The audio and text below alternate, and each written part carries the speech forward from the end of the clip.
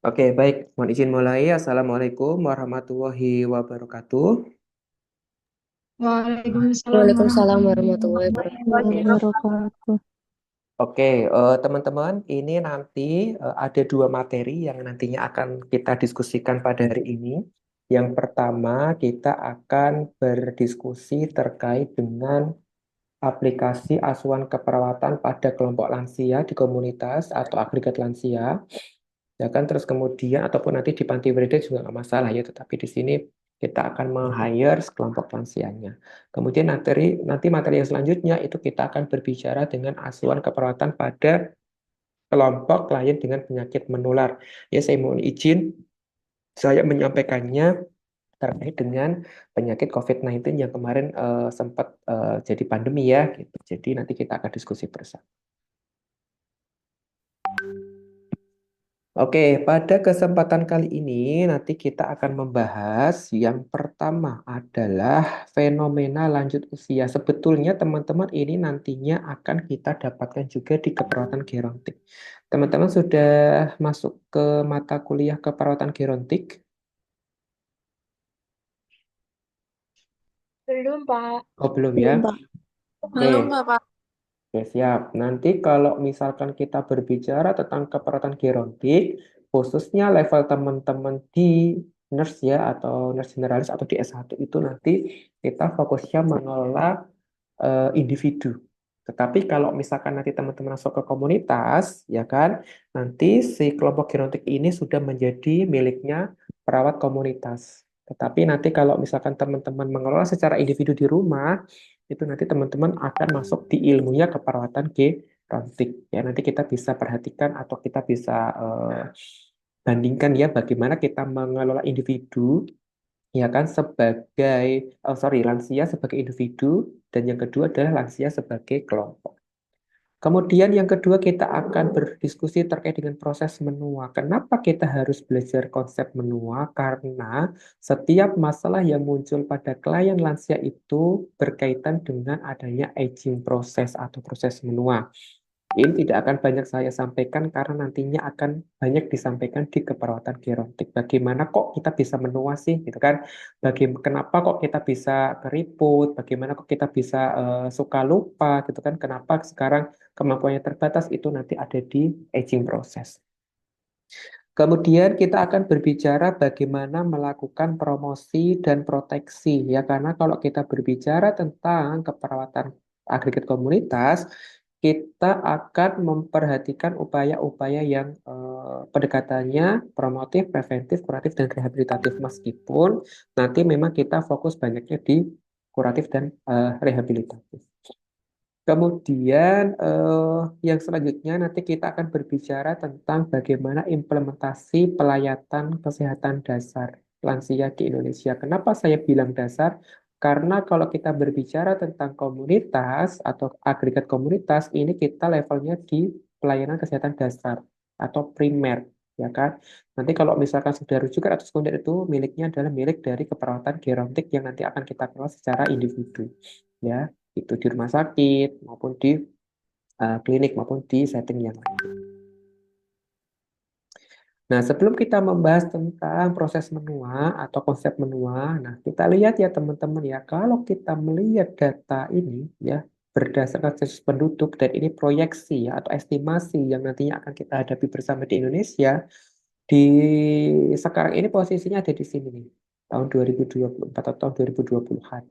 Ada sekitar 27,1 juta jiwa atau 10% penduduk Indonesia ini adalah mbah-mbah.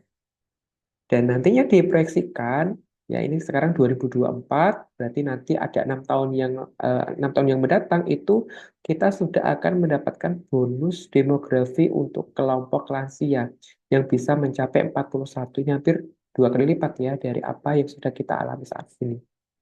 Ya, dan nantinya akan diproyeksikan 3 tahun lagi dari tahun 2030 itu akan meningkat lagi, teman-teman ya. Jadi di sini kita bisa lihat bahwa prospektif, ya kan, prospek untuk pengembangan asuhan keperawatan gerontik ataupun asuhan keperawatan kelompok gerontik ini sangat penting. Gitu. Jadi nanti jangan sampai ketika kita sudah mendapatkan bonus demografi lansia, itu kita tidak siap. Ya, baik kita secara pribadi sebagai seorang tenaga kesehatan ataupun Indonesia sebagai negara yang nantinya akan menghadapi demografi lansia yang melonjak seperti itu di tahun 2035 nanti. Nah, ini yang akan menjadi fenomena kenapa sih kok penting kita sudah mulai memperkenalkan bagaimana pengelolaan asuhan keperawatan kelompok lansia. Ya, nantinya kita akan sasar di upaya promotif, preventif, kuratif, dan rehabilitatif. Nah, sekarang kita berdiskusi atau berbicara tentang konsep menua. Apa itu konsep menua? Ya, menua itu apa sih? Ini itu proses alami ya teman-teman ya. Teman-teman mau pakai sosok model apapun ya.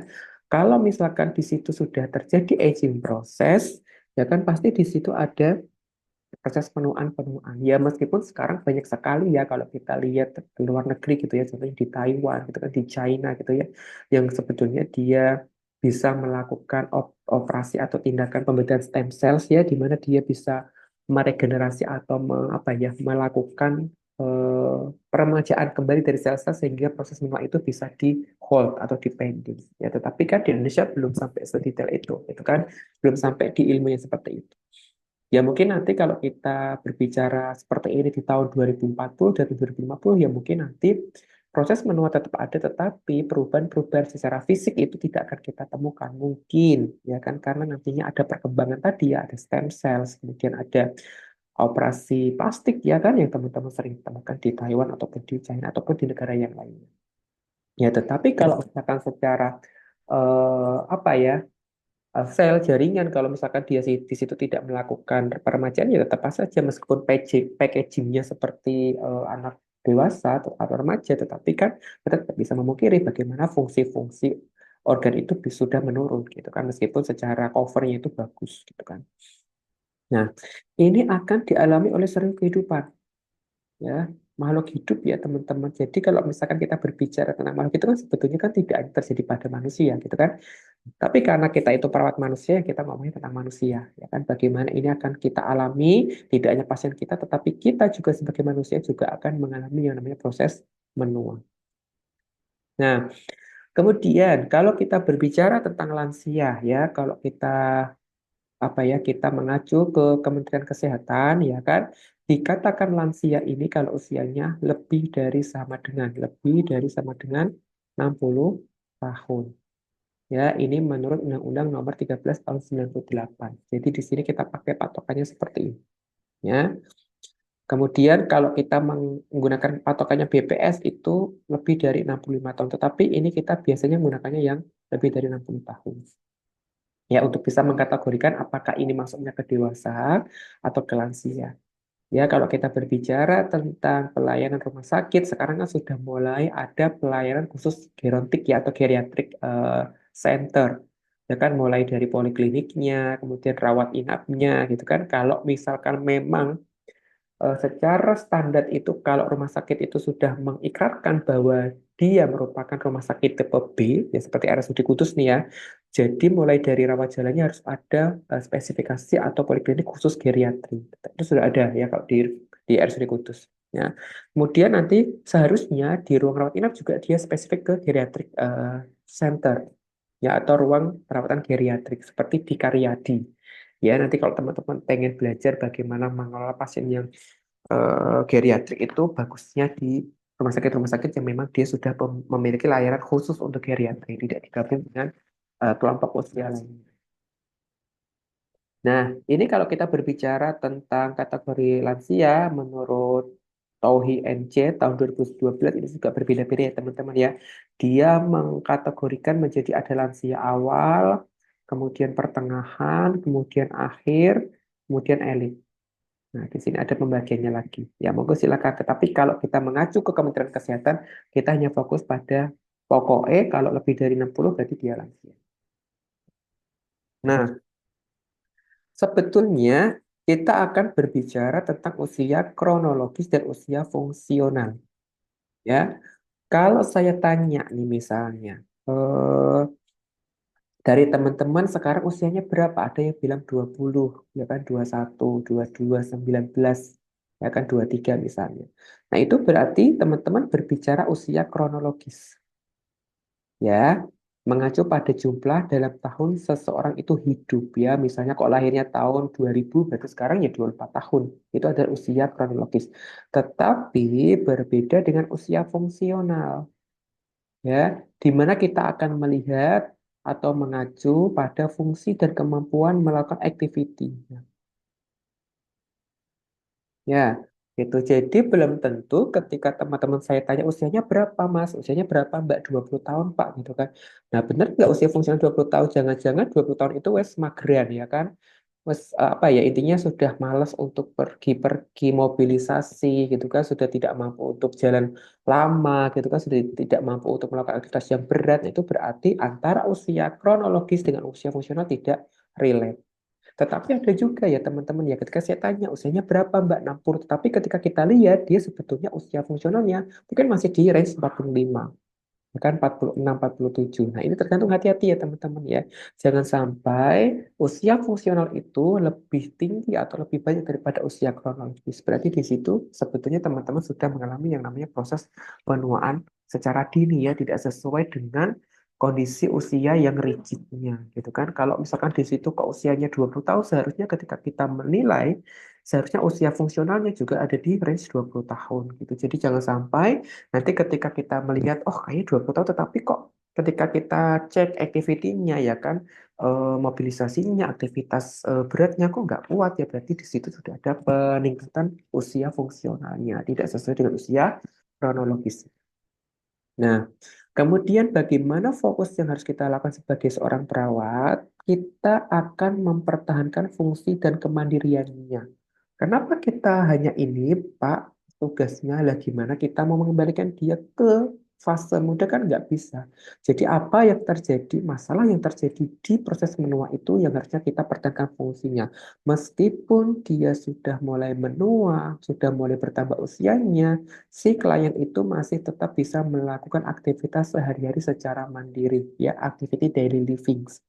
Ya, nanti kalau di keperawatan genetik teman-teman akan belajar bagaimana menilai apa ya, ADL-nya si klien kita untuk bisa menentukan apakah klien ini ketergantungan sebagian, ketergantungan total atau mandiri. Nah, itulah yang nantinya akan menjadi fokus keperawatan kita kalau kita mengelola kelompok lansia, karena kita tidak mungkin mengembalikan posisinya lansia itu menjadi usia dewasa kembali. Ya kan, meskipun sebetulnya secara fungsi kita bisa kembalikan atau kita bisa setarakan, tetapi secara usia ataupun secara apa ya, fisiologis tubuhnya tidak akan bisa. Ya pasti sudah ada mulai penurunan pendengaran, penglihatan, kemudian pengecapan, dan semua aktivitinya akan menurun. Nah, kita akan mencoba untuk apa ya, mengkuliti perubahan-perubahan yang terjadi pada lansia. Karena kenapa? Ketika kita tidak paham dengan perubahan ini, kita tidak akan mampu mengidentifikasi masalah yang nantinya akan muncul pada kelompok lansia. Ya, ketika kita tidak mampu mengidentifikasi masalahnya apa, ya nantinya kita tidak bisa menyelesaikan masalahnya itu. Bukan, padahal kita seorang perawat dituntut untuk melakukan asuhan keperawatan, baik itu individu maupun kelompok, bahkan komunitas. Di mana asuhan keperawatan ini harus diawali dengan pengkajian. Pengkajian apa fungsinya? Ya untuk mengidentifikasi data-data yang nantinya akan memicu masalah itu muncul. Nah, yang pertama kita berbicara tentang perubahan fisiologis yang terjadi pada lansia. Nah, di sini nanti akan muncul perubahan-perubahan yang normal ya, yang fisiologis, saya bilang fisiologis ya, karena memang berkaitan dengan konsep menua tadi. Ya, di sini nanti akan terjadi pada semua sistem tubuh. Ya, mungkin teman-teman masih ingat ya, apa saja tuh sistem tubuh ya kan? Kardiovaskuler, respiratori, gitu kan, urinari, endokrin, muskuloskeletal, neurologi, persepsi sensori, ya kan, dan sebagainya, itu akan terjadi penurunan pada proses penuaan. Tetapi derajatnya atau levelnya atau tingkatannya ini akan berbeda antara individu yang satu dengan individu yang lainnya. Nah, kemudian kenapa kok bisa terjadi perubahan fisiologis ini? Karena faktor genetik, ya, kemudian diet. kemudian latihan fisik, ya kan, kemudian lingkungan, ya jangan sampai nanti kita terpapar exposure dari UV ultraviolet ya kita bisa tuh kulit kita bisa cepat keriput, cepat kering ya kayak lansia aja gitu kan. Kalau kita sering terpapar panas tanpa kita menggunakan protection, itu kan apalagi kita tidak mengkonsumsi makan-makanan yang bisa meningkatkan kesehatan kulit misalnya. Kemudian status kesehatannya, kalau misalkan memang di situ ada penyakit-penyakit yang menyertainya, ya karena nggak mungkin nggak ada penyakitnya ya lansia itu identik dengan orang yang sering ditemukannya adanya sakit. Kemudian stres, ini hati-hati teman-teman ya, ternyata stres ini juga bisa memunculkan perubahan fisiologis pada kita sebagai manusia dan pilihan gaya hidup. Jangan sampai kita melakukan perilaku-perilaku yang tidak sehat yang mempercepat usia fungsional kita, yang akhirnya tidak sesuai dengan usia kronologisnya. Nah, yang pertama ini yang terjadi adalah perubahan sensori.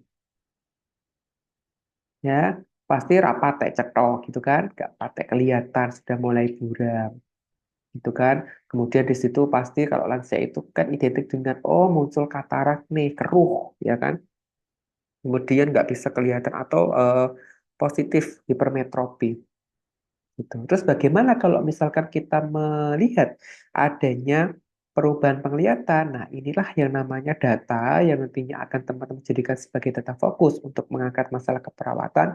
Ini intervensinya. Ya, kalau kita melihat lansia ini kok mengalami penurunan penglihatan, nah ini yang penting ketika kita melakukan intervensi atau edukasi, kita harus menggunakan media yang tulisannya besar, ya. Mahasiswa senangannya ki gawene leaflet cuwilik-cuwilik. Itu kan ketika dikasih ke lansia, eh hitung-hitung untung-untung di itu ya, boro-boro dibaca gitu kan. Yang dia bisa membaca saja nggak bisa terbaca karena terlalu kecil ya kan, apalagi yang nggak bisa sama sekali membaca ya pasti dia tidak akan bisa baca. Kemudian kita berikan pencahayaan ya teman-teman ya, ojo redup-redup lah ya, kasih penerangan yang cukup lah ya ketika kita mengintervensi itu kan, jangan sampai kita memilih ruangan yang dia di situ gelap gitu kan. Wes tulisannya cuili nggone peteng wah nggak bisa kan kita baca itu kan, makanya kenapa kita harus belajar menentukan media-media yang tepat untuk di setiap kelompok usia. Kemudian yang selanjutnya kita berikan kacamata. Kalau misalkan di situ dia butuh kacamata bantu untuk baca, ya kita berikan. Jangan kita paksakan karena nggak mungkin akan terbaca. Ya, kita bayangkan ya, leafletnya cuili, tempatnya gelap, kemudian nggak bisa nggak pakai kacamata. Ya sudah, jadi eh, kayak apa ya, kayak berjalan di kegelapan kan gitu, nggak bisa ngapa-ngapain meskipun di situ medianya cukup menarik, warnanya itu terang, cerah gitu kan, mentereng gitu kan, tetapi kan tetap saja. Kemudian pendengaran, ya pasti di sini mohon maaf agak ada penurunan pendengaran ya, agak kurang jelas gitu kan pendengarannya. Itu kan, jadi kalau misalkan kita berbicara itu identik kalau kita ngomong diskusi sama lansia ki kudu bengok-bengok gitu, kudu harus banter, harus dengan suara yang keras, tetapi bukan itu salah satu intervensinya. Ya, caranya gimana? Meskipun kita bengok-bengok ke lansia, tetapi kok di sekitar ruangan itu bising, ya kan, entah suara apa nih gitu kan, ya percuma saja gitu. Jadi kita bisa menurunkan suara kebisingan yang mengganggu proses komunikasi kita dengan lansia. Kemudian gunakan kalimat yang sederhana. Jadi kalau saya sedang berdiskusi edukasi ke lansia, akan berbeda bagaimana cara penyampaiannya ketika saya mengajar teman-teman. Tidak bisa kita samakan. Ya harus pelan-pelan, gunakan kalimat yang sederhana dan kalimat yang pendek-pendek. Ya karena tadi, ya kan. Jadi kalau misalkan dia nggak begitu dengar untuk bisa memberikan yang kalimat yang panjang itu kan agak repot juga gitu kan. Perlahan-lahan, ya kan, bedakan pada penekanan suara. Jadi kadang itu lansia kalau dia tidak bisa mendengarkan apa yang kita sampaikan, si lansia itu sering melihat bagaimana cara kita berbicara. Mulut kita akan diperhatikan. Jadi kalau misalkan sebisa mungkin teman-teman ketika berbicara dengan lansia tidak perlu kita bengok-bengok, tetapi kita jelaskan penekanan-penekanan atau apa ya, pergerakan mulut kita untuk bisa memberikan kejelasan pada apa yang kita sampaikan ke lansia tersebut. Ya misalnya gunakan, ya, itu kan kalimat. Nah, itu kan kita harus menggunakan penekanan-penekanan atau pergerakan mulut yang bisa memberikan penekanan atau penjelasan dari apa yang kita sampaikan. Kemudian kalau misalkan memang tidak dengar juga teman-teman, ya mau tidak mau sama seperti tadi penglihatan kita butuh alat bantu dengar, ya, yang suka dipasang seperti headset, ya, itu kan yang earphone kayak gitu. Di situ kita bisa gunakan. Nah, kemudian perasa, ya teman-teman, ini lansia itu terkadang wis diwenehi wasin gitu kan, bilangnya hambar. Jadi dikasih yang manis, teh manis itu katanya tawar. Nah, itu karena di situ sudah ada perubahan sensori di perasaannya, ya. Kemudian bagaimana kita melakukan intervensinya? Berarti kita berikan makanan yang seimbang. Kalau misalkan di situ sudah ada penurunan produksi saliva atau saliva, ya, air liur. Ya, ini kita anjurkan untuk sering minum air putih. Tetapi kita perhatikan waktunya, ya. Jangan sampai pas lansianya mau tidur malam kita suruh anjurkan minum air putih yang banyak, nanti malah nggak bisa tidur. Karena kenapa? Pengen ada atau perasaan BAK atau mixi, ya, sehingga nanti akan mengganggu tidur, baru mau merem tiba-tiba pengen PAK ke kamar mandi, akhirnya setelah dia PAK itu kan sudah ada kegiatan yang dilakukan, akhirnya dia nggak bisa tidur, karena terkadang itu lansia juga mengalami insomnia juga selain inkontinensia urin, ya, gitu. Kemudian kalau misalkan dia sudah tidak begitu kerasa makanan yang rasanya manis, asin, itu kita coba eh, tetap kontrol, ya teman-teman, ya. Gitu. Jadi jangan sampai kita langsung secara spontan langsung nambahin gula ataupun garam. Wah, bahaya itu namanya, mematikan lansia pelan-pelan kan gitu. Apalagi dia punya penyakit-penyakit yang memang tidak diperkenankan untuk mengkonsumsi gula dan garam yang terlalu tinggi. Ya, kemudian ada perubahan penciuman dan peragaan. Nah, serak patek mambu, itu kan serak patek kroso sensitivity-nya. Tuh. Ya, jadi kalau misalkan kita kasih parfum-parfum itu kalau sing rada-rada murah itu kan, jadi dia tidak begitu bisa mencium atau membau, gitu kan. Kemudian kalau misalkan kita kasih kompres atau kita misalnya ini sering saya temukan nih pada klien lansia, kita kasih kompres, kita kasih rendam air hangat, itu terkadang dia nggak merasakan bahwa itu tuh sudah panas gitu. Padahal kalau kita celupkan tangan kita tuh kayaknya sudah panas gitu kan. Nah, terkadang itu ada di situ posisi lansia. Dia tidak begitu merasakan panasnya itu, ya, sehingga pengennya ditambahin air panas lagi. Nah, nanti takutnya melocot kulitnya, itu hati-hati. Ya, jangan sampai kita seperti tadi, ya, kurang manis, kurang garam, kurang asin, langsung kita tambah manis, gula sama garam. Nggak bisa. Sama seperti ini, jangan sampai nanti kita langsung tambah air panas. Nah, ini nanti akan terjadi masalah yang lainnya, ya kan? Kerusakan integritas kulit dan jaringan. Nah, kemudian kalau misalkan di sini ada penurunan ketajaman pembau, kita sarankan untuk menggunakan indera yang lainnya. Misalnya, ya kan, kita menggunakan makanan yang gosong dan bau gas, jadi dia bisa mengidentifikasi seperti apa sih bau gas atau gosong itu. Nah, kemudian kalau misalkan terjadi penurunan sensitivitas peraba, itu kita monitor tetap, ya, perubahan suhu yang ekstrim pada lingkungan dan pertahankan suhu ruangan yang adekuat. Ya, tidak terlalu dingin dan tidak terlalu panas.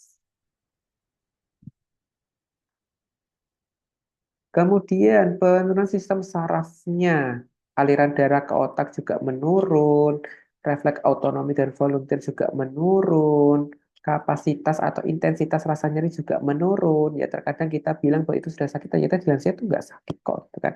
Saking apa ya, tumpulnya, ya kan, intensity dari nyerinya. Kemudian bagaimana intervensinya, kita kaji status neurologisnya, kan apakah ada penurunan kesadaran ketika sudah terjadi penurunan aliran darah pada saraf dan otak. Kalau misalkan terjadi penurunan refleks autonomi dan volunteer, kita berikan posisi yang secara total kita ubah, ya. Jika Miki, ya, kalau kita berbicara, kalau tempatnya itu miring kanan, miring kiri, kemudian terlentang. Kemudian kalau misalkan di situ ada penurunan intensitas nyerinya, kita kaji, ya kan, nyerinya itu dan respon unik yang ditunjukkan oleh lansia, ya kayak gitu. Kemudian perubahan kognitif. ya kan? Ketika kita tanya, si mbahnya lambat menjawabnya karena dia perlu waktu untuk mencerna apa yang kita tanyakan. Makanya ya pertanyaan yang gampang aja perlu waktu, apalagi kalian kasih pertanyaan yang susah-susah kan gitu. Ya karena terjadi perubahan kognitif atau cognitive impairment. Kemudian waktu belajarnya melambat gitu kan. Misalnya kalian nih penkes ke anak remaja sama dewasa, mungkin 30 menit cukup teman-teman untuk menyampaikan satu materi, 40 menit cukup ya. Nah, beda sama lansia mungkin dengan 30 menit itu hanya bisa membahas 2 sampai 3 slide gitu kan. Gitu kan. Jadi terkadang kita harus mengulang-ulang, kita perlahan-lahan gitu kan. Terus kemudian kita harus benar-benar melihat respon. Dan jadi kita paham apa enggak, jangan sampai kita tidak melihat respon lansia itu ya kan? Ketika kita menyampaikan apa yang menjadi materi yang kita diskusikan hari itu dengan lansia, kita tetap harus lihat respon si lansia itu. Kalau dia apa ya menunjukkan mimik muka yang menandakan bahwa dia itu nggak paham, kita harus benar-benar harus merespon. Itu kan langsung kita tanyakan, Mbak, paham nggak? Perlu nggak saya ulangi lagi? Itu kita sampaikan seperti itu. Jadi pelan-pelan. Nah, kalau sudah terjadi seperti itu, kita berikan waktu untuk merespon. Jangan digudeg kayak maling gitu ya. Jadi ketika kita bertanya, kita berikan waktu dia untuk merespon. Makanya nanti teman-teman, kalau melakukan pengkajian kepada pasien lansia itu beda seperti ketika teman-teman melakukan pengkajian pada usia dewasa. Mungkin dalam sekali pertemuan 60 menit teman-teman sudah bisa mengisi seluruh form pengkajian kalau kalian mengkajinya kelompok usia dewasa di rumah sakit misalnya. Tetapi berbeda dengan lansia. Jadi pelan-pelan terkadang kita 2 hari baru selesai bisa menyelesaikan si pengkajian tersebut. Kemudian kita gunakan sesi pengajaran yang singkat, jangan terlalu lama gitu kan. Kemudian isyarat dan gesturnya harus kita tunjukkan. Kemudian, memori jangka panjang lebih daripada memori jangka pendek. Jadi dia akan lebih sering mengingat apa ya memori-memori yang dulu pernah terjadi di hidupnya daripada yang barusan terjadi di hidup. Ya, jadi kalau misalkan nanti kalian ketemu lansia kok setiap hari menceritakan hal yang sama, terus kan dengan materi apa memori yang dulu, cerita yang dulu, terus itu adalah sesuatu yang wajar. Jadi kita harus bersabar, kita tetap memberikan respon meskipun kita sudah hafal apa yang diceritakan saking seringnya setiap hari kita diajakin ngobrol dengan topik yang sama. Jangan sampai kita bilang, Mbak itu kan kemarin sudah kita diskusikan. Nggak boleh. Karena sekali seperti itu, pasien lansia akan merasa bahwa dia tidak percaya. Akhirnya ketika kita melakukan intervensi ataupun bahkan kita melakukan reassessment, tidak akan digubris oleh lansia itu. Makanya perlu memperhatikan apa ya kepercayaan lansia kepada kalian sebagai seorang. Kemudian kepribadian yang konsisten dengan tahun-tahun sebelumnya. Ya, jadi kita berikan waktu juga perlahan-lahan untuk menyelesaikan tugasnya. Ya, pelan-pelan gitu kan. Jangan sampai kita menyamakan dengan kita sebagai seorang dewasa ketika menyelesaikan tugas-tugas yang harus kita selesaikan pada hari ini. Ingat, lansia butuh waktu untuk merespon dan melakukan sesuatu yang kita minta. Kemudian tidur, ya. Nanti akan ada penurunan siklus tidur di tahap ketiga dan empat. Kita berikan tidur siang, intervensinya.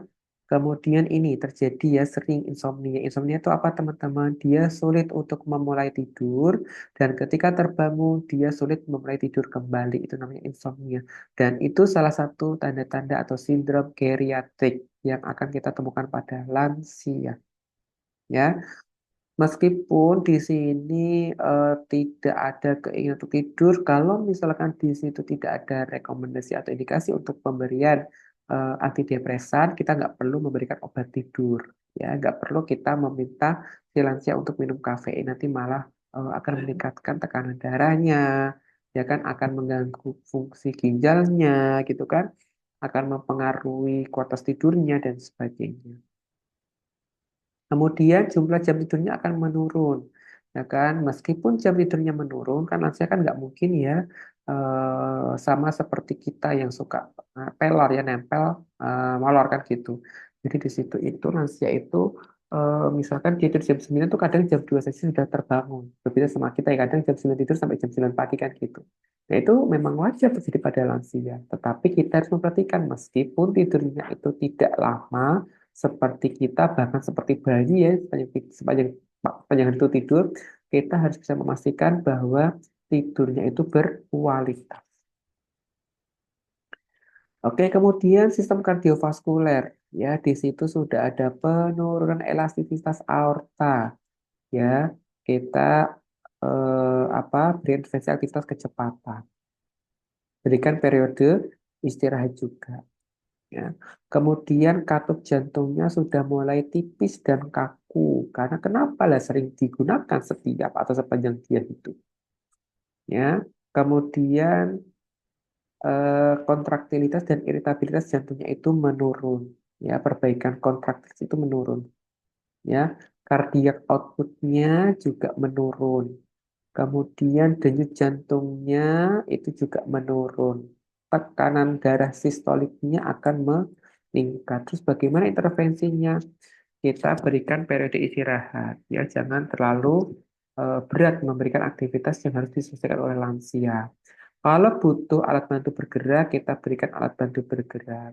Kemudian kita kaji apakah ada tanda-tanda intoleransi aktivitas. Ini contohnya apa? Ya, ketika dia beraktivitas, TTP-nya akan tidak stabil. Tekanan darahnya meningkat, HR-nya meningkat, RM-nya meningkat. Itu salah satu tanda-tanda intoleransi aktivitas.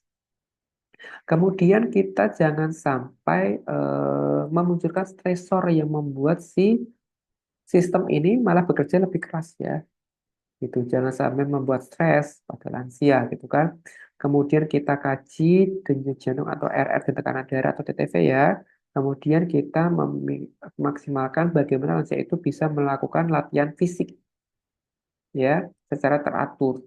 Tidak perlu berat-berat teman-teman ya, cukup misalnya setiap hari jalan kaki 30 menit atau 2 sampai 3 kali seminggu jalan kaki selama 45 menit sampai 60 menit.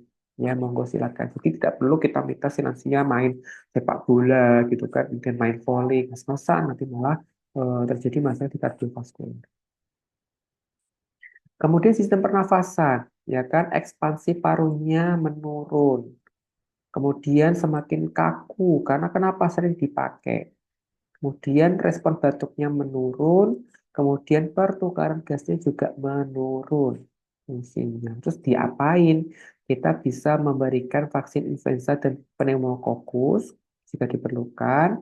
Tetap ya kita berikan dorongan untuk melakukan latihan secara teratur. Kemudian cairannya teman-teman harus diperhatikan ya, apalagi kalau misalkan di situ ada penyakit-penyakit yang mewajibkan si lansia ini harus membatasi cairannya. Contohnya apa? Misalnya ada penyakit jantung atau misalkan penyakit gagal ginjal kronis, ya kan sampai dia muncul odem atau bengkak itu tidak boleh kita berikan cairan yang ngasal. Ya, prinsipnya apa yang dia keluarkan itulah yang boleh kita masukkan. Ya, kalau misalkan mohon maaf dia pH-nya cuma 600 mili ya satu satu botol air mineral berarti seharinya selama 24 jam hanya boleh intake-nya 600 mili. Ya, kalau misalkan dia tadi ada masalah-masalah di jantung ataupun di ginjal. Kemudian kita juga monitor SpO2-nya ya, saturasi oksigennya. Kemudian muskuloskeletal, sudah ada atrofi, ya kan, ototnya menurun, kekuatan ototnya menurun, itu kan. Kemudian massa tulangnya menurun, makanya kenapa disuruh minum susu ya, kalau lansia itu bisa meningkatkan massa tulangnya, sehingga biar tidak keropos atau osteoporosis.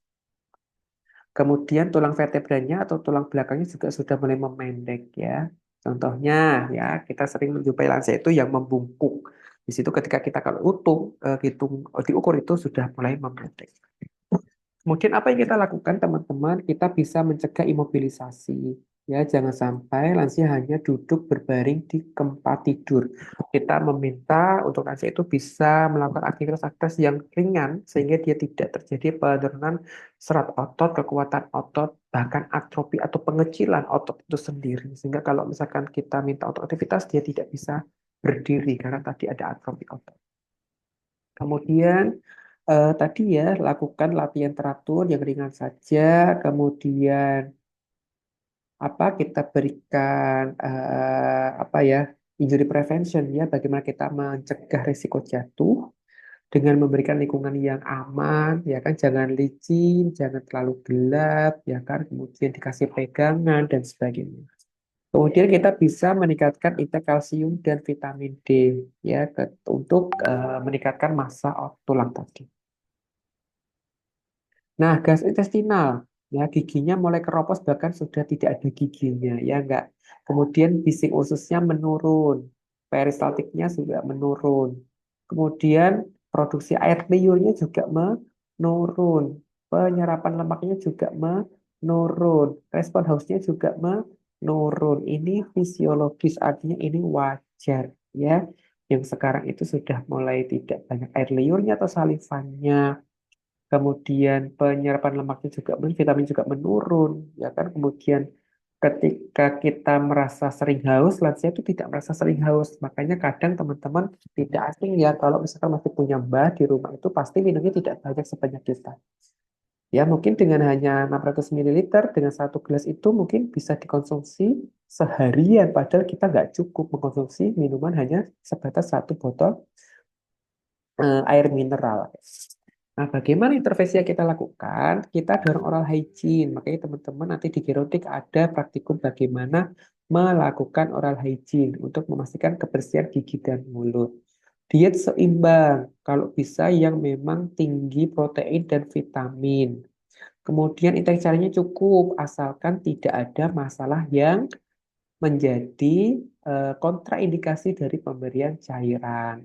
Kemudian diet seratnya, jadi pastikan makanan yang dikonsumsi ini makanan yang tinggi seratnya. Contohnya apa? Sayur, buah, jangan makan-makan tepung, jangan makan-makan nasi, itu tidak serat tinggi.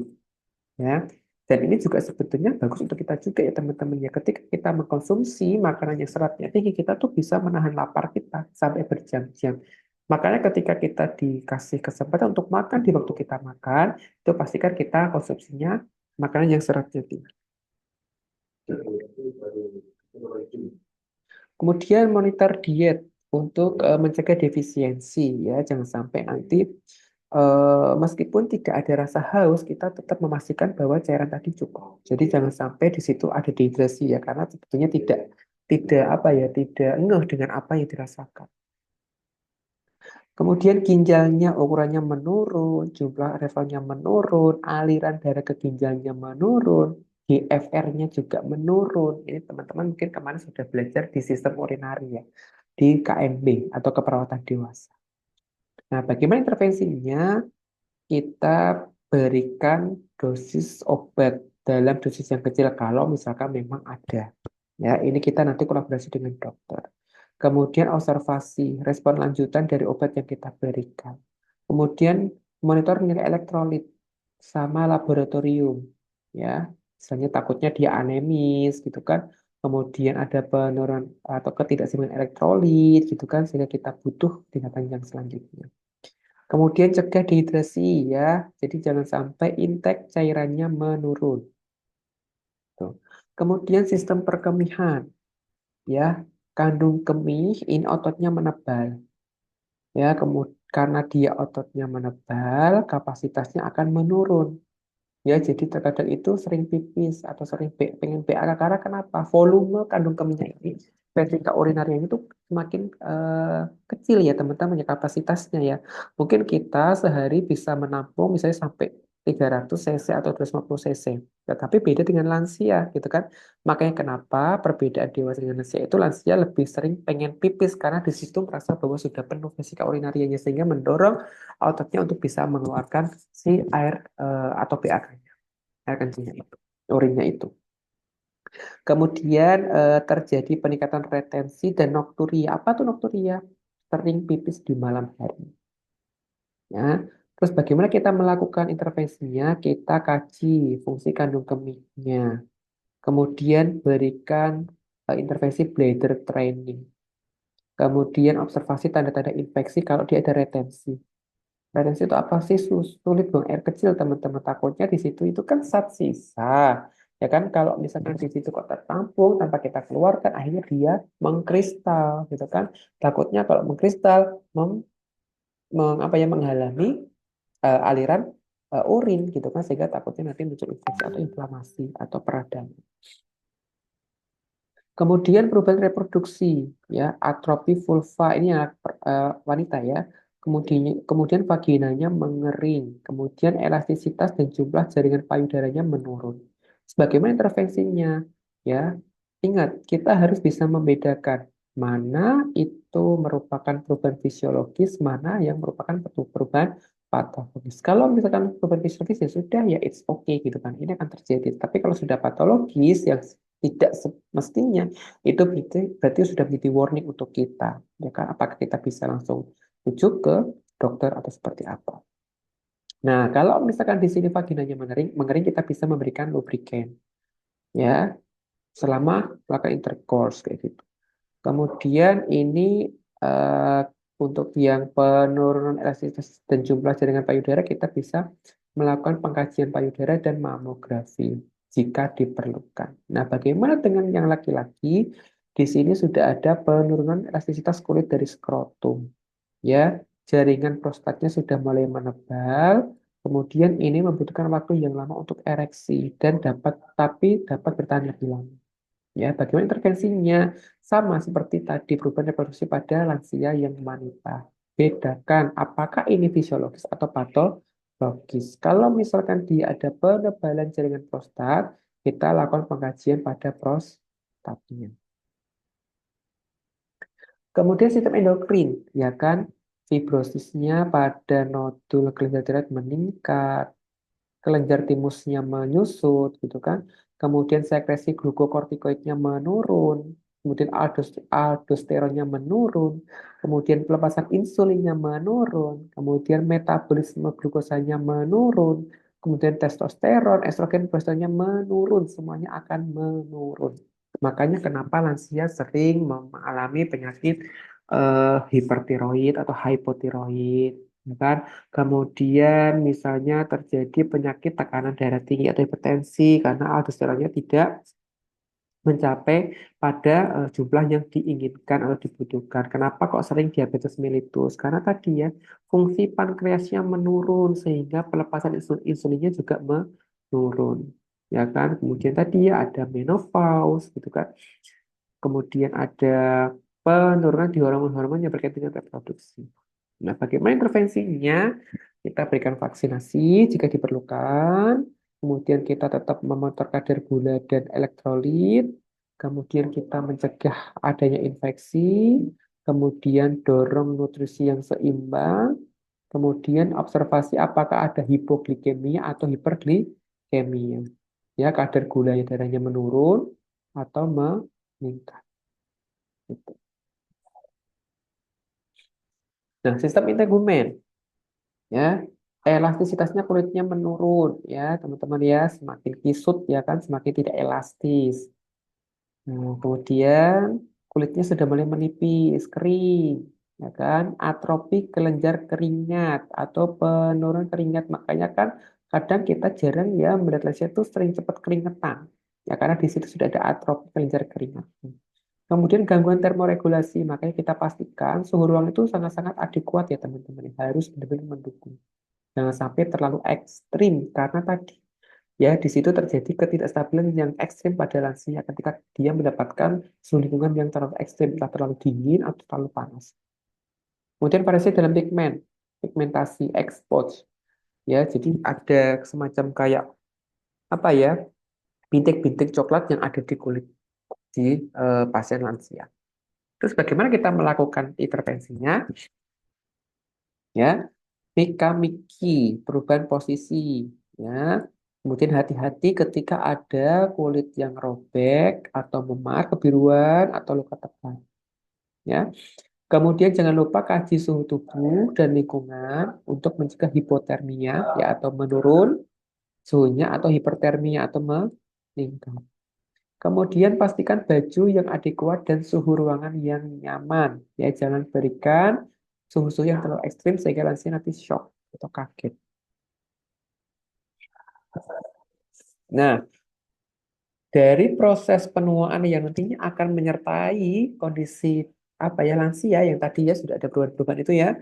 Nah, di situ kita akan meningkatkan kesejahteraan melalui promosi kesehatan. Ya, Jadi targetnya ini ya teman-teman. Kalau mengembalikan ke fungsi awal tidak bisa karena sudah ada proses penuh, tetapi kita bisa meningkatkan wellness-nya atau health promotion-nya. Ya, jadi meskipun terjadi penurunan di fase itu, kondisi fisiknya, psikologisnya, sosialnya, dan ekonomi itu pada kondisi yang sempurna. Meskipun ada penurunan, kondisi yang maksimal, optimal menurut saya. Ya kan? Gitu. Kemudian program ini fokus membantu individu mempertahankan kesejahteraan, mencegah penyakit, dan kalau misalkan dia sudah ada penyakitnya, kita bisa kendalikan. Sehingga ketika kita berbicara tentang kesejahteraan dan promosi, upaya prevensi ini menjadi sesuatu yang penting. Ya, preventif itu kan kemarin kalau misalkan dia ada faktor resiko, kita bisa mencegah faktor resiko itu progresif sehingga memunculkan masalah atau penyakit.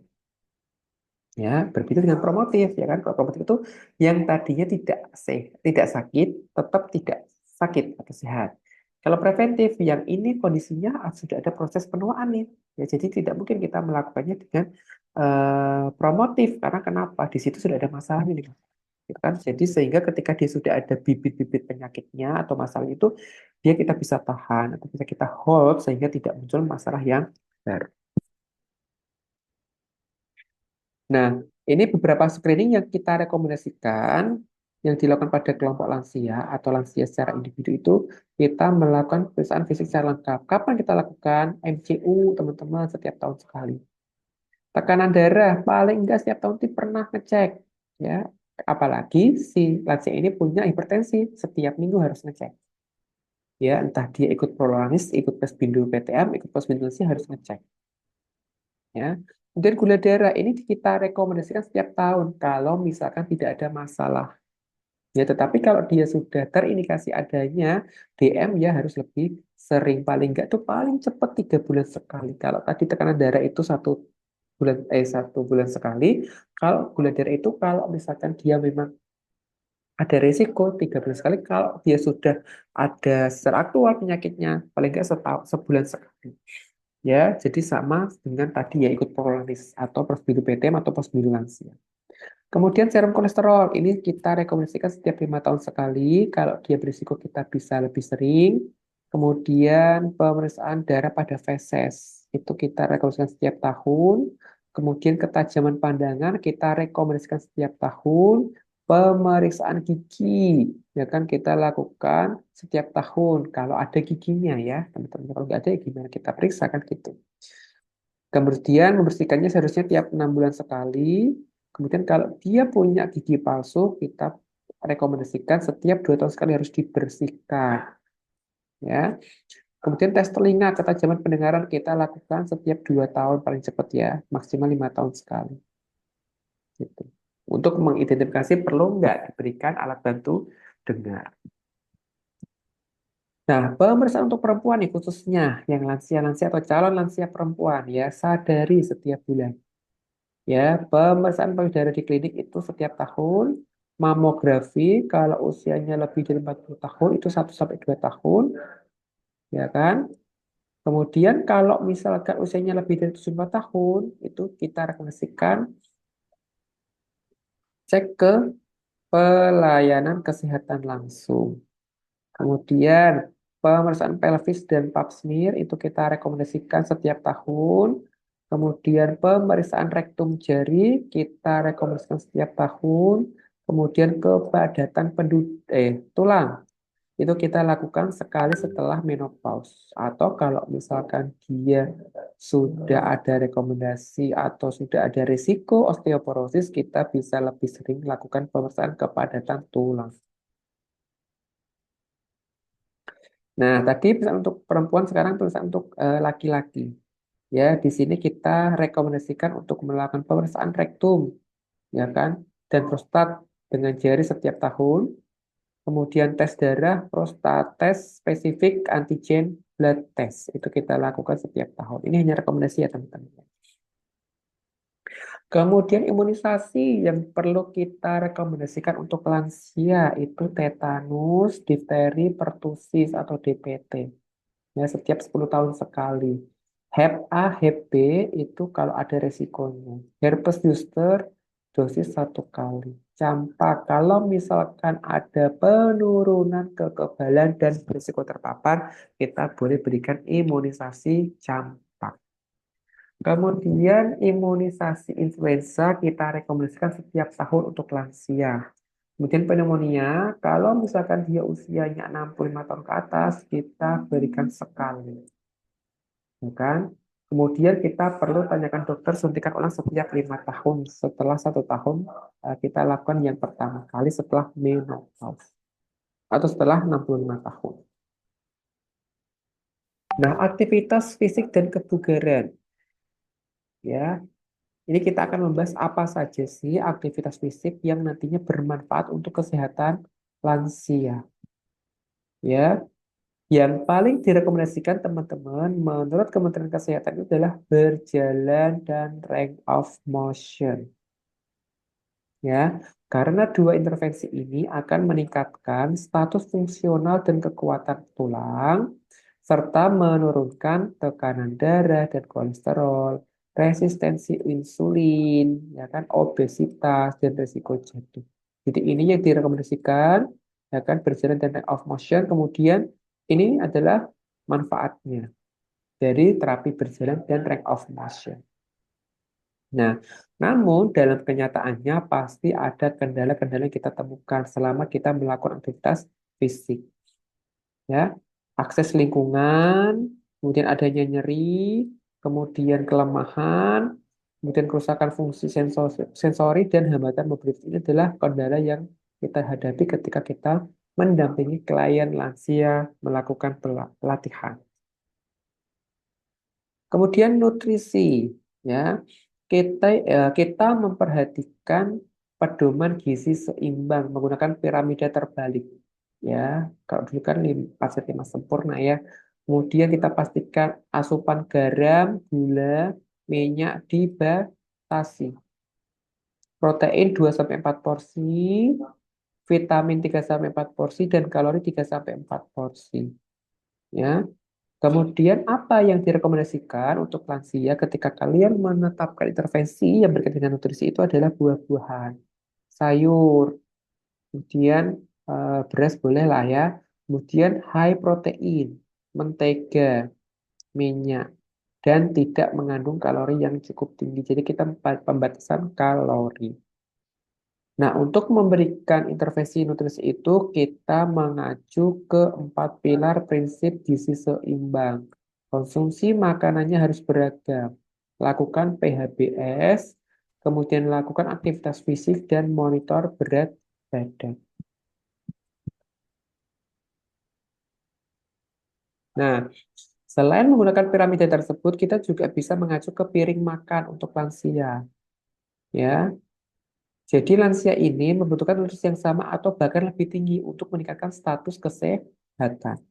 Nah, quality dari diet yang dilakukan dan dikatakan buruk itu kalau kita hubungkan dengan penyakit kardiovaskuler, kemudian DM tipe 2, osteoporosis, konstipasi, penyakit gigi, depresi, dan kanker. Nah, perlu kita perhatikan teman-teman tadi ketika kita berbicara tentang sistem sensori persepsi, ya di situ ada salah satu tanda yang muncul pada penurunan fisiologis lansia adalah menurunnya indera penciuman sehingga nantinya ini juga bisa akan mengurangi kenikmatan makannya, ya. Kemudian perubahan sistem pencernaan ini juga akan mengganggu penyerapan vitamin B12 dan asam folat sehingga berisiko anemia, hati-hati, ya. Kemudian menurunnya sensasi haus tadi, ya, ada di penurunan fisiologis itu juga akan berisiko terhadap dehidrasi. Ya, faktor lain yang kita temukan pada pemenuhan kebutuhan nutrisi pada lansia itu adalah pendapatannya, status fungsionalnya, polifarmasi. Apa tuh polifarmasi? Banyaknya mengkonsumsi obat lebih dari 3 jenis atau 5 jenis obat setiap hari. Ini akan terjadi pada lansia juga sebagai sindrom geriatri. Kemudian isolasi sosial, kurangnya transportasi, dan tingkat ketergantungan. Nah, ini gambarnya teman-teman, ya. Ini piramida makanannya. Ya, jadi apa sih yang perlu? Ini 2 porsi. di 2 porsi, 3 sampai 5 porsi, 3 sampai 5 porsi, 3 sampai 8 porsi, ini yang perlu diperhatikan. Atau piring makanku, ya ini juga pasti tetap kita sampaikan. Jadi setengahnya itu adalah sayur buah, nih setengahnya. Ini juga sebetulnya direkomendasikan tidak untuk pasien ya teman-teman ya. Jadi untuk kita juga kalau bisa di dalam satu piring itu, kalau dulu kan prinsipnya 4 sehat 5 sempurna, kalau sekarang enggak. Kita bisa pakai gizi seimbang, bisa pakai isi piringku. Ya, kalau isi piringku itu setengah dari piring itu pastikan teman-teman nanti adalah sayur dan buah atau makan makanan yang seratnya tinggi. Nanti seperempatnya ini lauk, ya kan? Monggo silakanlah mau protein nabati, hewani, boleh silahkan. Nah, seperempatnya baru yang karbo. Jangan dibalik-balik ya. Jadi jangan sampai nasinya setengah, lauknya 1/8 gitu kan. Kemudian pakai mie, akhirnya karbo semua tuh. Ini di situ tidak sehat. Tolong diperhatikan ya, karena kita perawat itu tidak hanya mengajarkan, tetapi memberikan contoh. Nah, screening ketika terjadi masalah nutrisi yang buruk itu, nanti kita bisa menentukan apakah lansia itu punya penyakit atau kondisi tertentu, sehingga makanannya harus diubah, gitu kan? Apakah lansia ini makannya kurang dari 2 kali sehari? Apakah makanannya hanya sedikit untuk buah-buah sayur-sayurannya, minum alkohol atau tidak? Apakah ada masalah di gigi atau mulut? Gitu kan? Apakah ada masalah dalam memenuhi kebutuhan makan, misalnya nggak bisa beli makan, kan? Apakah si lansia itu hidupnya sendiri sepanjang waktu, ya sendiri. Kemudian polifarmasi ini lebih dari 3 obat dalam sehari, ya, gitu. Kemudian apakah lansia ini berat badannya berkurang atau bertambah dalam 6 bulan terakhir, ya berat badannya ya. Kemudian apakah lansia itu sudah tidak mampu belanja, masak atau makan, ya aktivitinya. Kemudian apakah lansianya berumur lebih dari 80 tahun. Nanti kita akan identifikasi ya dari screening ini apakah perlu kita angkat masalah keperawatan untuk yang nutrisi. Penggunaan obat-obatan pada lansia ini menjadi salah satu intervensi yang perlu kita perhatikan. Meskipun di situ itu tidak harus apa ya kita bisa melihat ya bagaimana kondisi lansia yang harus mengkonsumsi obat-obatan yang dalam jumlah yang banyak ya. Karena apa sih harus mengkonsumsi sebanyak itu? Karena tadi penyakit kronis ya, misalnya di lansia itu kalau di rumah sakit dia konsulnya ke penyakit dalam, ke penyakit saraf, kemudian ke penyakit paru-paru misalnya atau ke penyakit jantung misalnya. Nah, di situ saja setiap dokter spesialis ngasih 3 aja kali 4 aja 12 dia harus mengkonsumsi obat dalam 1 hari. Ya bayangkan ya gimana tidak polifarmasi gitu. Makanya ketika di situ ada apa ya masalah yang berkaitan dengan pengobatan seharusnya antar dokter ini bisa melakukan koordinasi sehingga di situ akan menentukan obat mana yang perlu dikasih ataupun yang bisa dieliminasi. Belum lagi kalau misalkan kita menemukan di lingkungan kita ya banyak sekali lansia yang konsumsinya obat-obat herbal atau tradisional ya enggak gitu kan. Sudah minum obat dari dokter masih aja minum jamu-jamu. Ya katanya biar sehat kan gitu. Tapi harus hati-hati ya. Nanti ginjalnya jebol. Kasihan gitu kan harus apa ya memfilter, memprosesing semua obat yang masuk ke dalam tubuh si lansia itu. Nah, efeknya apa gitu kan? Nah, ini kalau misalkan kita tidak hati-hati dalam memberikan terapi obat itu bisa menimbulkan kerentanan atau resistance. Jadi sebetulnya dikasih dosis yang benar nggak mempan gitu. Akhirnya harus menaikkan dosisnya atau mengganti dengan jenis yang lebih manjur atau levelnya lebih tinggi daripada obat yang sekarang kita berikan. Nah, terus kemudian bagaimana peran kita? Ya, kita melakukan supervisi penggunaan obat-obatan kita pastikan aman. Ya, kalau misalkan dia ada efek samping, ya kita sampaikan ke lansia itu dan bagaimana penanganannya. Ya, sehingga jangan sampai ketika ada efek samping muncul, si lansia tidak tertangani. Gitu kan? Atau misalkan si lansia tidak mau mengkonsumsi obat yang selanjutnya.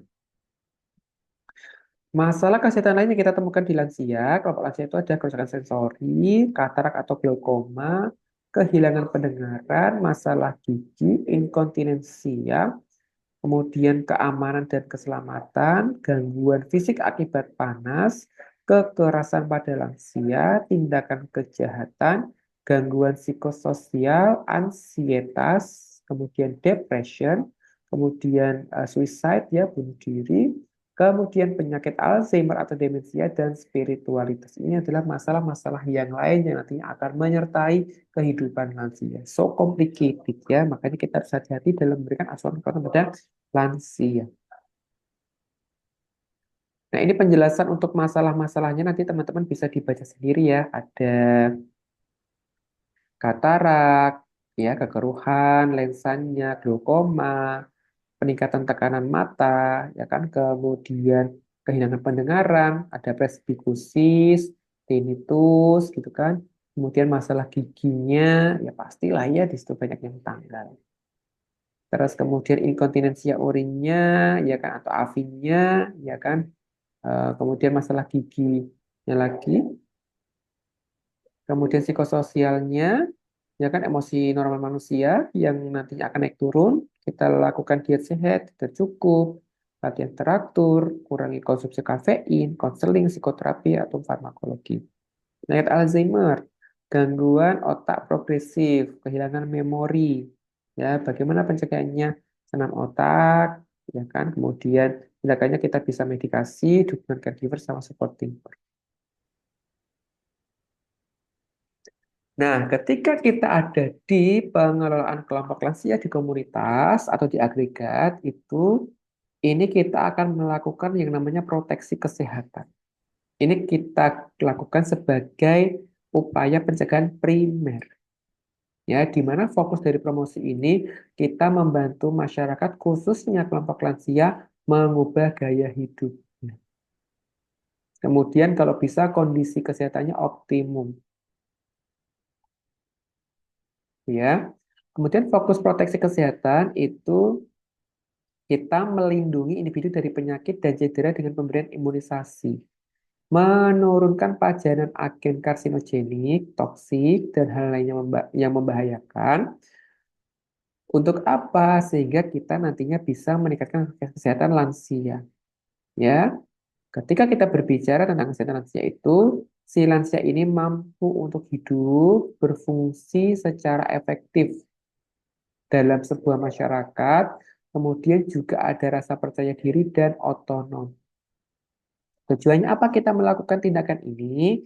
Meningkatkan kemampuan fungsional kelompok lansia, memperpanjang usia hidup meskipun usia sudah ditentukan sama Allah kan gitu. Nah, kita berikhtiar nih. Kemudian meningkatkan kenyamanan dan menurunkan penderitaan, ya. Sehingga di sini kita membutuhkan pendekatan multi aspek untuk meningkatkan promosi kesehatan lansia, baik pada lansia sebagai individu, lansia di keluarga, lansia pada kelompok, bahkan lansia di masyarakat. Nah, ini intervensi yang kita bisa gunakan untuk lansia yang berfokus pada individu dan keluarga. Fokusnya itu kita meningkatkan pengetahuan si Tulok loro. lansianya, ya. Kemudian keterampilan kita tingkatkan, kompetensi individunya kita tingkatkan. Keluarga yang merawat itu harus mampu memutuskan kesehatannya. Kalau lansianya A harus ngapain, lansia B harus ngapain. Karena memang lansia terkadang dia mengalami masalah di decision making atau pembuatan keputusan. Tujuan dari intervensi ini ya kita lakukan. Aduh. Ya, sebentar saya mute dulu ya, ada yang bocor nih. Oke, sudah. Oke, tujuannya apa? Kita melakukan intervensi itu, kita mendaya gunakan lansia dan keluarga ya pastinya. Itu kan mendaya gunakan lansia dan keluarga, kemudian untuk membuat keputusan-keputusan yang rasional. Ya, sehingga ketika ada masalah, si lansia ini bisa menyelesaikan masalahnya dibantu dengan, oke, gimana Mbak Isna? Ada yang disampaikan? Oke, jadi ya, saya izin lanjut. Nah, bentuk intervensi yang kita bisa lakukan, yang fokusnya pada individu dan keluarga itu kita bisa melakukan screening kesehatan. Ini sebetulnya di kelompok juga bisa kita lakukan ya. Kemudian modifikasi gaya hidup, kemudian edukasi kesehatan, sama konseling. Ini adalah bentuk intervensi yang bisa kita lakukan pada kelompok lansia, baik itu di individu maupun di keluarga. Nah, kita harus bisa mengidentifikasi ya kelompok pendukungnya ini apa. Tersedianya pelayanan kesehatan primer, ya, kemudian imunisasi, kemudian keamanan. Kemudian kita akan mengidentifikasi bagaimana prospek perawatan di rumah, ya, pemberian makanannya, dukungan sosialnya, dan case manajernya. Jadi kita sebagai manajer kasusnya yang nantinya akan berkolaborasi dengan keluarga, dengan klien sebagai sasarannya, dengan pihak-pihak lain yang kita butuhkan selama proses pemberian asuhan keperawatan kelompok lansia. Nah, ini intervensi berfokus pada komunitas. Kalau tadi individu dan keluarga, sekarang di komunitas. Apa saja yang bisa kita lakukan? Nah, fokus dari intervensi yang kita lakukan di komunitas itu diarahkan pada lansia di komunitas, ya, atau di sub kelompok lansia. Tujuannya apa? Meningkatkan kapasitas dan ketersediaan masyarakat nih terhadap pelayanan gabungan kesehatan dan sosial yang dibutuhkan untuk mempertahankan kemandirian dan status fungsional dari kelompok lansia tersebut. Intervensinya apa? Kita bisa melakukan advokasi, tindakan politis, dan partisipasi dalam kebijakan, khususnya memperjuangkan kesehatan lansia di kebijakan-kebijakan yang dilakukan atau diputuskan oleh stakeholder seperti puskesmas, gitu kan, kemudian desa dan sebagainya. Kita bisa melakukan kampanye edukasi kesehatan, peringatan Hari Lansia, koalisi komunitas, keterlibatan politis untuk advokasi kebutuhan lansia, kolaborasi dengan pihak yang lainnya, pencegahan kejahatan, dan pameran kesehatan komunitas. Ini contoh saja intervensi yang bisa kita lakukan pada kelompok lansia. Nah, kemitraan yang kita bisa lakukan dengan kelompok lansia itu sebagai perawat, ya, sebetulnya komunitas lansia ini kan ada ya teman-teman ya di masing-masing daerah yang biasanya itu tergabung di Prolanis atau Posyandu Lansia. Ya, di sini harapan dari kelompok ini kan pastinya akan meningkatkan status kesehatannya. Sehingga nantinya perawat kesehatan komunitas ini akan memvalidasi apa strategi yang bisa kita lakukan ya bersama dengan kelompok lansia yang kita jadikan sebagai sasaran. Nah, jangan lupa setiap kita melakukan program tersebut di komunitas lansia itu kita harus melibatkan lansia, mulai dari merencanakan sampai melakukan pencegahan. Ya, karena kalau misalkan kita sudah melibatkan lansia, lansia ini akan ada perasaan kemandirian ya yang meningkat ketika kita libatkan dalam proses asuhan keperawatan pada kelompok lansia. Strateginya apa yang bisa kita lakukan untuk melibatkan lansia di kelompok komunitas itu? Kita jalankan program di tempat di mana lansia itu berkumpul, ya. Kemudian kita libatkan aktivitas outreach dalam program, ya. Misalnya kita lakukan di luar gedung. Kemudian kita sediakan sarana transportasi jika dibutuhkan. Kita identifikasi dan antisipasi kira-kira apa yang dibutuhkan lansia. Kemudian kita mempertahankan aktivitas secara perlahan, berikan waktu yang cukup untuk berbagi pengalaman antar lansia, kemudian kita lakukan pengulangan atau penguatan informasi yang kita berikan pada lansia, kita berikan edukasi kesehatan yang menyenangkan ya bagi lansia, kemudian kita mendorong keterlibatan keluarga, teman, kerabat dari kelompok lansia tersebut. Kemudian jangan lupa gitu kan, karena kita juga harus apa ya, mengadvokasi ya kan sumber daya dan kebijakan di komunitas. Ya, kemudian pertahankan pengajaran dalam waktu yang singkat, gitu ya. Jadi jangan sampai kita terlalu lama memberikan pengajaran pada lansia. Kemudian kebutuhan promosi dan proteksi kesehatan di lansia, imunisasi tadi ya. Kemudian screening penyakit kronis di Posyandu Lansia, Posyandu PTM, Prolanis gitu kan. Kemudian pengendalian penyakit kronis, nah ini Prolanis ya, gitu kan. Kemudian program outreach atau advokasi, ya. Jadi kita memperjuangkan hak-hak kesehatan lansia ke stakeholders yang terkait. Kemudian kalau misalkan kita membutuhkan rujukan pengobatan, kita bisa lakukan rujukan, edukasi bagaimana dia lansia bisa mengatur medikasinya yang banyak itu. Kemudian one stop shopping untuk pelayanan kesehatan dan supporting group ya, pembentukan kelompok pendukung lansia yang nantinya akan saling bisa menguatkan. Kemudian contoh intervensi yang kita lakukan untuk meningkatkan kebutuhan nutrisi itu makan sehat dan enak. Ya, misalnya kita melakukan serial kelas nutrisi, kemudian manajemen resiko nutrisi, kemudian kita lakukan senam lansia, ya olahraga, kemudian pencegahan jatuh, ya kita bisa kolaborasi dengan occupational therapy atau fisioterapi, ya kemudian keamanan, ya kita kerjasama dengan lembaga penegak hukum, kemudian kampanye kewaspadaan kesehatan, kemudian menyimpan uang di tabungan, dan evaluasi ini penting ya, karena sekarang kan lansianya lansia milenial nih yang bisa berkendara, nah itu kita harus pastikan bahwa capable untuk melakukan kegiatan berkendara di luar rumah. Nah, ini contohnya implementasi posyandu lansia ya di kelompok lansia kita lakukan pengukuran IMT, kemudian tekanan darah, kemudian pemeriksaan hematologi, ya kan, kemudian gula darah, kolesterol, kita lakukan konseling dan edukasi kesehatan. Kita juga bisa meningkatkan fungsi ekonomi dengan melakukan konseling usaha ekonomi produktif ya kalau memang dibutuhkan. Sehingga di situ kita bisa memastikan lansia memiliki aktiviti yang bermakna. Kemudian kita juga bisa lakukan senam ya setiap minggu misalnya atau aktivitas fisik ya jalan kaki ya kan jogging dan sebagainya. Nah, ini Prolanis ya contoh program pengelolaan penyakit kronis ya kita bisa lakukan konsultasi medis, kemudian edukasi kesehatan, kemudian pengingat, kunjungan rumah atau home visit, senam Prolanis dan screening kesehatan. Ini yang bisa kita lakukan di setting kelompok lansia di Prolanis ya. Ini ya. Jadi kita akan mengolah sekelompok lansia ya dengan melakukan latihan fisik, nutrisi, kemudian screening dan sebagainya. Oke, ini untuk daftar pustakanya teman-teman dari materi yang saya sampaikan. Nanti teman-teman jika ada yang ingin memahami lebih dalam dari apa yang saya sampaikan bisa menggunakan daftar pustaka ini untuk bisa melakukan pemahaman dari materi yang saya sampaikan.